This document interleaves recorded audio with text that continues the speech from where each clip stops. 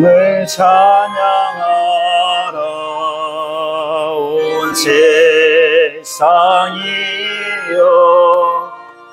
주님을 찬양하라. 온 세상이여.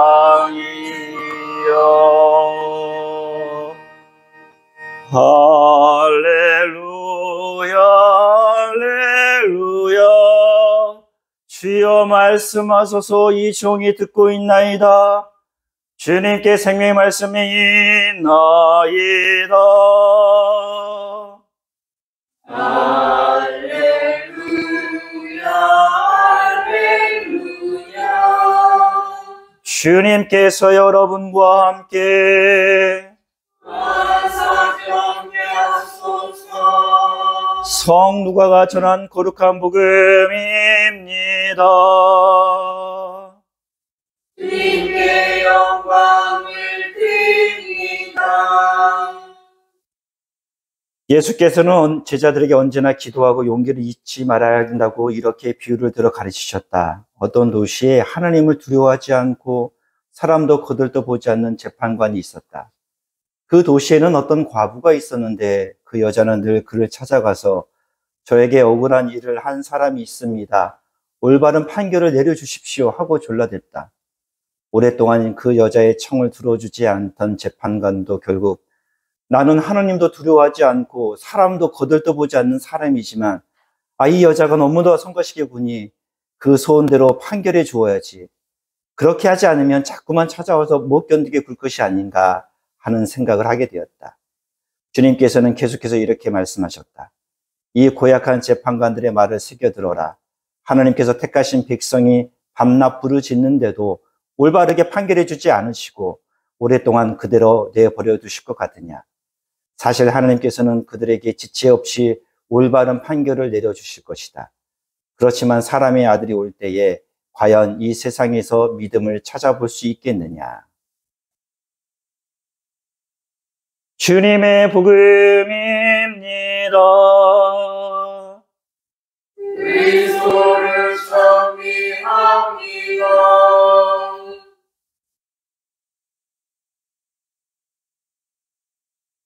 좀 더우신가요? 어떠셔요? 에어컨을 틀까요? 안 넣으셨대요. 그럼 우리 좀 더우신 분들은 좀 선풍기가 참 날씨가 더우며 아주 덥지도 않고 춥지도 않아서 오늘 에어컨을 안 틀었는데요. 나의 주 나의 하나님 예수님 사랑합니다. 성부와 성자와 성령의 이름으로 말씀드립니다. 네.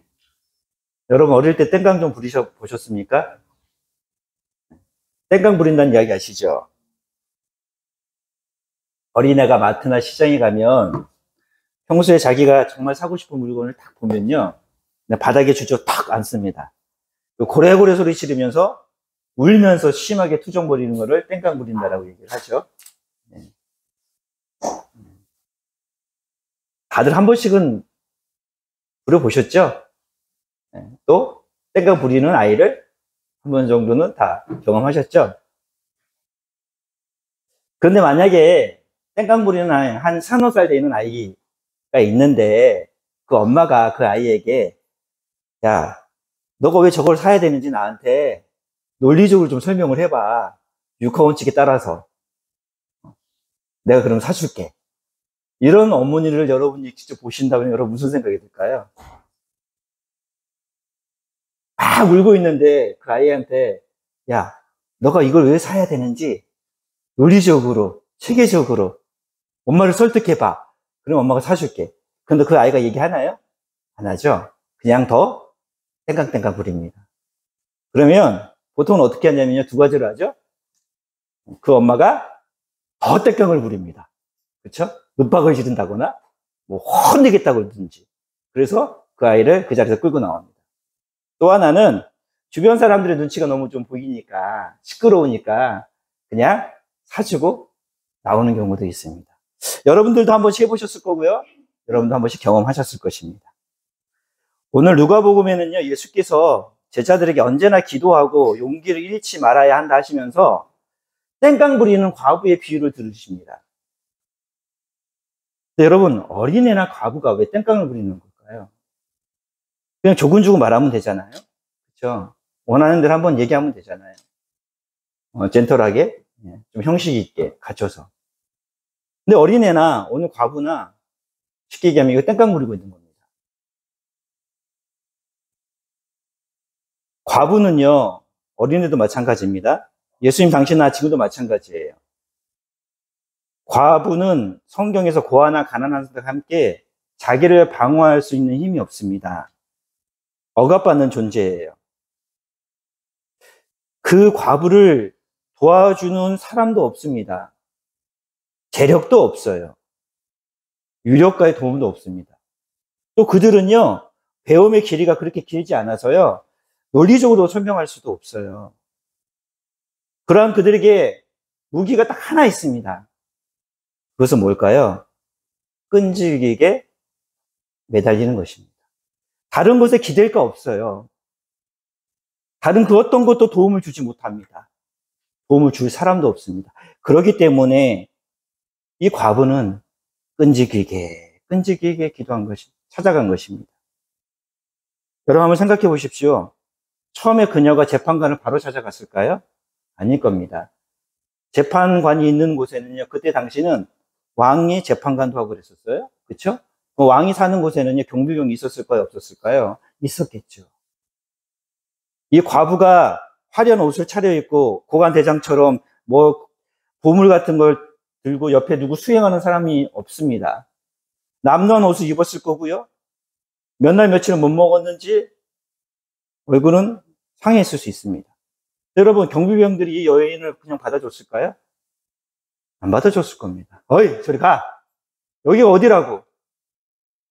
그리고 다시 경비병을 찾아가요. 그때마다 그 경비병은 여기 왕이 재판관이 있는 곳이라고 저쪽으로 가라고 수없이 제일 먼저 경비병들에게 차단받았을 것입니다. 이 경비병들 하도 귀찮게 하니까 상부에 보고를 했겠죠. 그러니까 그 상부에 있는 관리가 이 여인을 만났을 거예요. 이 관리도 마찬가지일 겁니다. 이 여인의 얘기를 듣고 바로 재판관에게 안내해 줬을까요? 아니에요. 회유도 했을 것이고요. 협박도 했을 것이고요. 그래도 이 여인은 계속 관리를 찾아갑니다. 이 관리도 지쳤습니다. 그래서 이제 마지막으로 누구한테 안내하죠? 재판관에게 안내합니다. 바로 재판관을 찾아간 게 아니에요. 오늘 성경에 보면 이 여인은 재판관을 찾아가서 또 며칠 동안요, 몇 년인지는 모릅니다. 그러나 분명히 얘기하죠. 오랫동안 하도 귀찮게 군이 드디어 이 과부는 재판관을 만납니다. 한 번, 두 번, 세 번, 네 번, 다섯 번 재판관 앞에 찾아갔을 것입니다.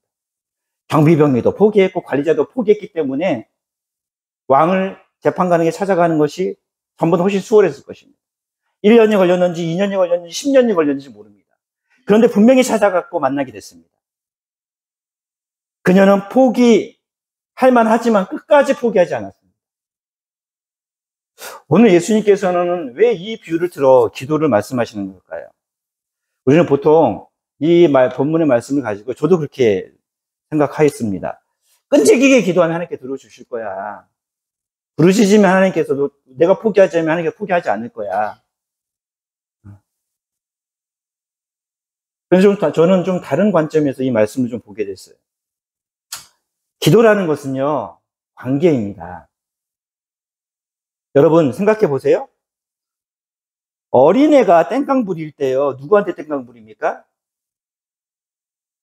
누구한테 부려요? 땡깡 부리는 그 어린아이가 마트에 갔는데, 백화점에 갔는데 엄마가 있고요, 그 옆에 우리 엄마보다 돈이 더 많아 보이고 더 비싼 옷을 입고 있고 돈도 많은 사람이, 여자가 보여. 그렇다고 그 여자한테 땡깡 부려요? 아니죠. 엄마한테 땡깡 부립니다. 돈이 많이 보인다고 해서 낯선 사람에게 절대 땡깡 부리지 않아요. 부모가 또한 돈이 얼마가 있는지도 그 아이에겐 중요하지 않습니다. 그 어머니의 호주머니 얼마가 있는지 이 아이한테 중요하지 않아요. 뭐가 중요한 거예요? 지금 내가 땡깡 부리고 내가 지금 원하는 걸 말할 수 있는 누가 있다는 거예요? 그 엄마가 내 앞에 있다는 거예요. 관계입니다. 관계. 기댈 것 없는 과부에게는요, 자신의 억울함을 풀어줄 오직 한 사람이 있었어요. 그는 그를 알았어요. 그 사람이 고약한 재판관입니다. 소문이 다 났어요. 이 사람은 자기도 그렇게 얘기하잖아요. 나는 누구도 두려워하지 않는다고. 재판관이요? 하느님도 두려워하지 않는다고 합니다. 사람도 거들떠 보지 않는 고약한 재판관이에요. 그 소문이 모든 사람이 다 퍼졌을 겁니다. 그러함에도 이 여인은요, 이 과부는요, 재판관을 찾아가요. 왜요? 그 재판관만이 자신의 억울함을 해결할 수 있는 관계가 되기 때문입니다. 자신의 억울함을 해결할 수 있는 오직 유일한 사람은 그 재판관이라는 거예요. 관계를 알고 있었던 거예요.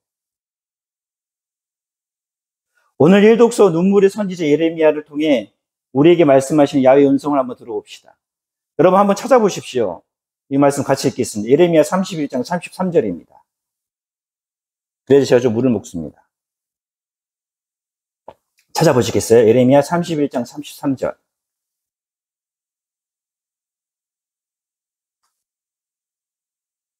우리 함께 읽어볼까요? 찾으셨으면요. 그날 내가 이스라엘 가문과 맺을 계약이라 그들의 가슴에 새겨줄 내 법을 말한다. 내가 분명히 말해둔다. 그 마음에 내 법을 새겨주어 나는 그들의 하나님이 되고 그들은 내 백성이 될 것이다. 눈물의 선지자를 통해 야훼께서 말씀하세요. 내가 너에게 새 언약을 줄 것인데 그 언약을 몇 가지가 있습니다. 오늘 성서에 보면 예레미야는요. 첫 번째는 뭐냐면요. 아버지가 신포도주를 먹었다고 해서 아들이 이가 시리지 않겠다는 거죠. 이 얘기 하시죠. 네. 이 얘기는 무슨 얘기예요? 여러분 성경에 보면요. 하나님을 잘 섬기면 몇 대까지 복을 줘요? 하나님을 잘 섬기면 1000대까지 복을 주신다 했어요. 그렇죠? 하나님을 모독하고 하나님을 죄를 범하면 몇 대까지 복을 줘요? 3대요. 3대. 그게 하나님 공의예요. 그러니까 그 당시만 하더라도 아버지가 죄를 지으면 누가 그 죄의 결과를 받게 돼요? 아버지도 받지만 자녀도 받게 되는 거예요. 근데 뭐라고 하죠? 그것을 없애버리겠다고 합니다. 그러면서 말씀하세요. 여러분 다시 한번 따라해 보시겠어요? 그들이라는 단어가 2개 나오죠. 나는 그들의 하나님이 되고 그들 내 백성이 될 것이다. 이 그들에다가요. 여러분의 세례명을 좀 불러 넣어서 이름을 넣어서 읽어 보십시오. 이게 새 언약이에요. 이게 우리와 하나님의 관계입니다. 한번 해보겠습니다. 나는 리도스의 하나님이 되고 리도스는 내 백성이 될 것이다. 한 번만 더 하겠습니다. 나는 리도스의 하나님이 되고 리도스는 내 백성이 될 것이다. 이게 뭐라고 얘기해요? 그 마음, 누구의 마음에? 야훼의 마음에, 내 마음에 뭐 한다는 거예요? 새겨주겠다는 겁니다.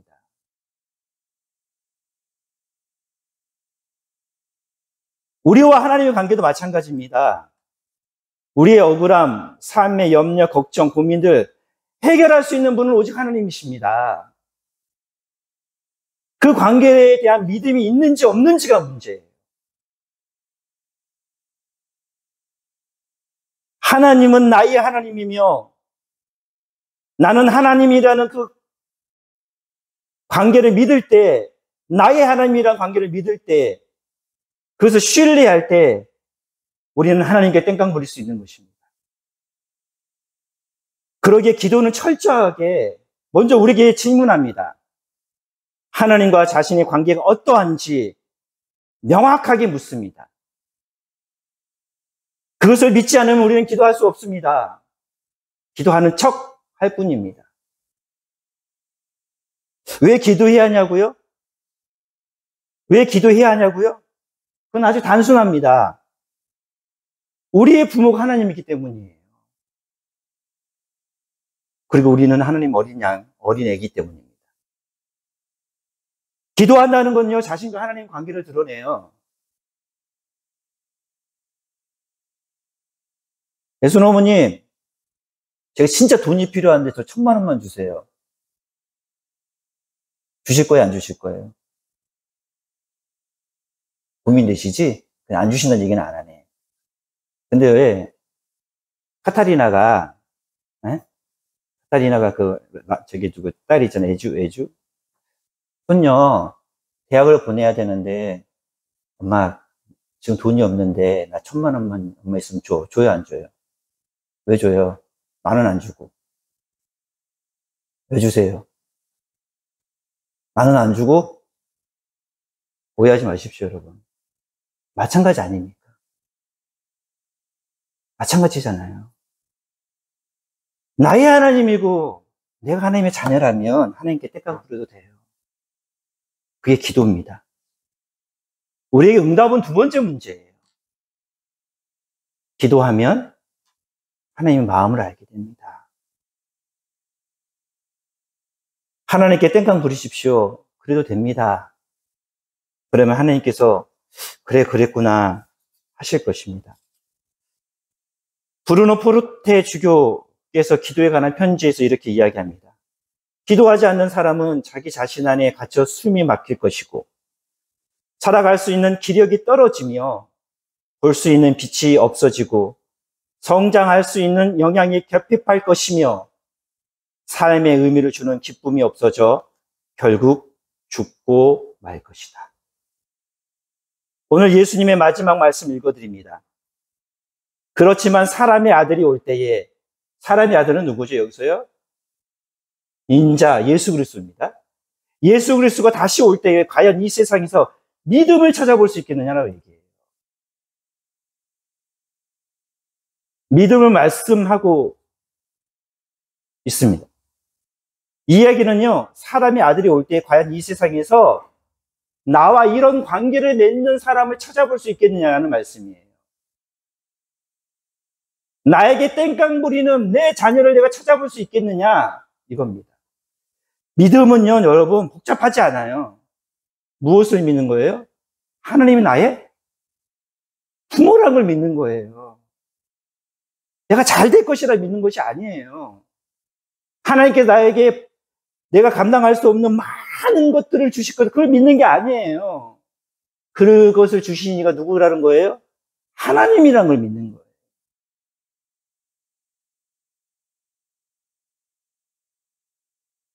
하나님께서는 우리와 그런 관계를 맺기를 원하십니다. 하나님은 우리와 부모 자식 관계를 맺기를 원하세요. 예레미야를 통해서 말씀하십니다. 내가 그들의 잘못을 다시는 기억하지 아니하고 그 죄를 용서해 주리라. 우리와 하나님 관계는 잘못을 다시 기억하지 아니하고 그 죄를 용서해 주는 관계입니다. 마지막으로 오늘의 말씀은요, 이 관계라는 것은 상호적이라는 거예요. 인격이라는 것입니다. 여러분, 하나님에게 땡깡 부리는 사람은요, 하나님도 자신에게 땡깡 부리고 있다는 걸 알아차립니다.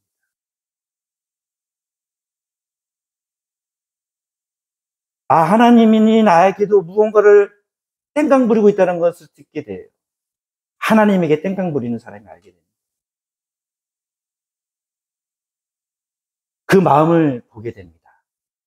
월요일부터 토요일까지 밤 9시에 자녀와 입sim을 위한 기도회가 진행 중에 있습니다. 이번 주 제가 설교가 준비가 너무 힘들었어요. 정말 많이 힘들었습니다. 근데 오늘 본문은 이렇게 어렵지도 않아요. 제가 한두 번 하는 것도 아니고 그냥 간단하게 설명드려도 돼요. 부르짖으십시오. 끝까지. 끈질기게 기도하면 됩니다. 저도 전에 그렇게 설교했었어요. 전에 설교했던 본문을 보니까 그렇게 설교했더라고요. 본문이 어렵지도 않아요. 아주 단순해요. 길어요? 안 길어요? 짧잖아요. 게다가. 근데 이번 주 설교는요, 너무 정리가 안 됐어요. 그러다가 어젯밤 9시에 기도 모임을 줌으로 하는데, 집회에서의 말씀이 제 안에 딱 들어왔습니다. 그러면서 설교가 정리가 됐어요. 집회에서 25장 11절, 12절 말씀입니다. 주님을 경외함은 모든 것을 뛰어넘으니 주님을 경외하는 일을 누구와 비교할 수 있으리야. 주님을 경외함은 그분에 대한 사랑의 시작이요, 믿음은 그분에 대한 의탁이다. 주님을 경외함은 그분에 대한 사랑의 시작이요, 믿음은 그분에 대한 의탁이다. 이 말씀이요, 저에게 어떻게 들려왔냐면요, 아들아, 나도 좀 사랑해 다오. 아들아, 나도 너에게 의탁하고 싶다. 나도 너에게 땡깡 부리고 싶다. 라는 아버지의 마음으로 들려왔습니다. 기도는 우리를 향해 땡깡 부리시는 하나님과의 만남입니다. 하나님은 지금 우리에게 이렇게 말씀하세요. 나를 좀 사랑해 다오. 내가 의탁할 수 있는 너가 좀 되어 달라. 세상의 창조이신 하나님이 우리에게 사랑해 달라고 얘기합니다. 내가 기댈 수 있는 어깨가 되어 달라고 말씀하십니다. 그분이 무엇이 부족해서 우리에게 그런 땡깡을 부리시는 걸까요? 부모된 여러분도 자녀들에게 땡깡 부리고 싶을 때 있죠. 그렇죠? 힘들다는 얘기하고 싶을 때 있잖아요. 그래서 찾아갔잖아요. 근데 자녀가 나도 힘들어. 그 얘기 들으면 여러분 마음이 다시는 안 가죠. 그렇죠? 마찬가지인 것 같아요. 하나님도 우리에게 땡깡 부리고 싶을 때가 있으신 것 같아요. 그 땡깡은요, 다른 것이 아니에요. 내가 너를 얼마나 사랑하고 있는지, 내가 너를 얼마나 진리를 가르치고 싶은지, 내가 너와 얼마나 함께하고 싶은지, 내가 너를 얼마나 허물을 고쳐주고 싶은지. 여러분, 디모데후서 3장 16절 말씀 제가 읽어드립니다. 성경은 전부가 하나님의 계시로 이루어진 책으로서 진리를 가르치고 잘못을 책망하고 허물을 고쳐주고 올바르게 사는 훈련을 시키는 데 유익합니다. 라고 합니다. 하나님께서는 성경의 말씀을 통해서요, 우리에게 땡깡을 부르셔요. 진리를 벗어났던 우리를 향하여 진리로 돌아오라고 땡깡 부리십니다. 우리가 지난날의 잘못의 허물들을 고쳐주겠다라고 그렇게 말씀하십니다. 우리의 성경의 말씀을 가지고 성령의 탄식 속에 들려오는 하나님의 땡깡 소리에 귀 기울이기를 주님의 이름으로 소망합니다. 오늘 설교가 조금 길어서 길 겁니다. 이제 거의 끝나갑니다. 여기 계신 교우 여러분, 여러분들은 우리는 왜 신앙생활 하십니까? 우리는 왜 믿음 생활을 하고 계십니까? 그것도요, 시간 들여서요. 돈 들여서요. 우리가 주님께 큰 무슨 죄라도 지었습니까? 아니면 죽으면 지옥 갈 것 같아서 신앙생활 하십니까? 아니면 가족 때문에 신앙생활 하십니까? 아니면 내가 신앙생활 하지 않으면 우리 교회가 문을 닫을 것 같아서 신앙생활 하십니까? 사실 우리 그것 때문에 신앙생활 하는 건 아니지 않습니까? 그렇게 신앙생활 하면요, 은혜와 감사는 어디로 사라져 버립니다. 판단과 정죄와 비난만 난무합니다. 교회가 아니라 지옥이 되어버립니다. 자신의 실수와 잘못보다 다른 사람의 잘못과 실수가 더 크게 보입니다. 우리가 신앙생활하는 것은요, 요한복음 14장 27절 분명히 말씀하세요. 나는 너희에게 평화를 주고 간다. 내 평화를 너희에게 주는 것이다. 내가 주는 평화는 세상이 주는 평화와는 다르다. 걱정하거나 두려워하지 마라. 우리가 신앙생활하는 것은요, 우리가 이 교회 공동체를 이루고 있는 것은요, 다른 것 아니에요. 예수의 평화, 하나님의 평화를 우리가 누리기 위한 거 아닙니까? 세상의 두려움과 공포와 세상의 절망 가운데 있을지라도 나는 하나님의 자녀여 나의 아버지는 하나님이시기 때문에 우리는 그 신앙과 그 믿음을 통해서 그리고 그 신앙의 공동체 안에서의 모임들을 통해서 하나님의 나라를 누리고 평화를 누려서 세상에 나가 살아가기 위해서 우리는 신앙생활하고 있는 거 아닙니까? 예수께서 승천하시면서 말씀하십니다. 예수의 평화, 이것이 우리의 신앙의 목적과 지향점이 되길 주님의 이름으로 소망합니다. 우리가 예수를 믿는 것, 그것이 바로 하나님의 평화, 두려움과 걱정 속에서 넉넉히 이겨내게 하는 주님을 자신 안에 모신 존재가 누리는 평화입니다.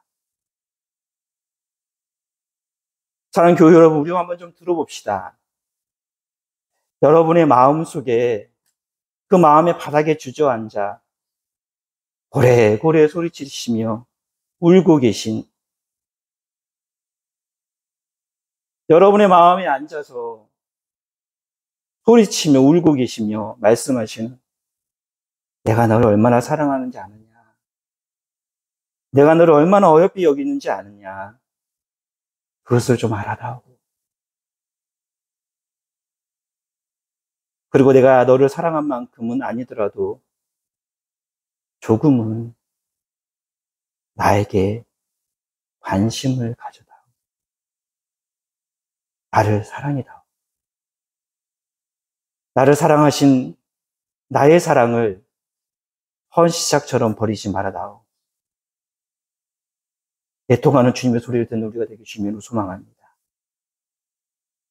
그분의 땡깡을 우리가 사랑하고 그분의 말씀을 되새기며 지켜 행하면 예수의 평화, 하나님의 평화가 우리에게 역사하실 것입니다. 이것이 우리 신앙의 궁극적 이유요 목적가 되길 주님으로 소망합니다. 주님께서는 믿는 사람들을 언제나 보살피시고 지키십니다. 이제 우리도 그 사랑에 뿌리 내리고 믿음의 초석을 두어 우리도 하나님을 살피고 하나님의 눈물을 함께 흘리는 존재로 살아갑시다.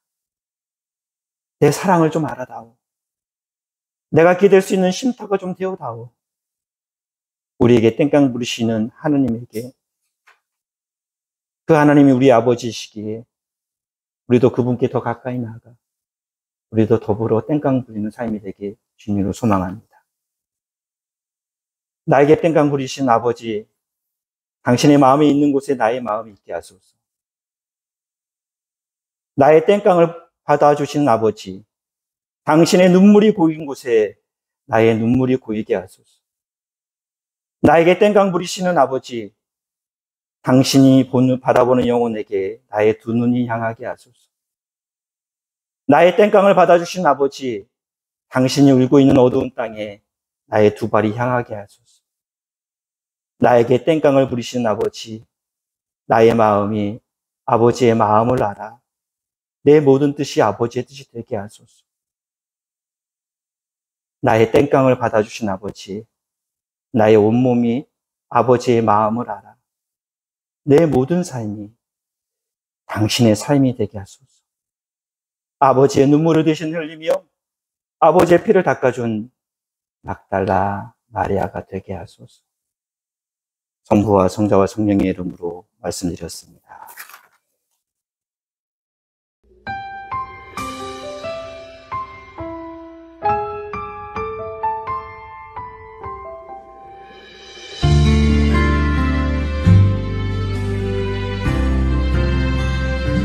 아버지, 당신의 마음이 있는 곳에 나의 마음이 있기를 원해요. 아버지, 당신의 눈물이 고인 곳에 나의 눈물이 고이길 원해요. 아버지, 당신이 바라보는 영혼에게 나의 두 눈이 향하길 원해요. 아버지, 당신이 울고 있는 어두운 땅에 나의 두 발이 향하길 원해요. 나의 마음이 아버지의 마음 알아 내 모든 뜻 아버지의 뜻이 될 수 있기를 나의 온몸이 아버지의 마음 알아 내 모든 삶 당신의 삶 되기를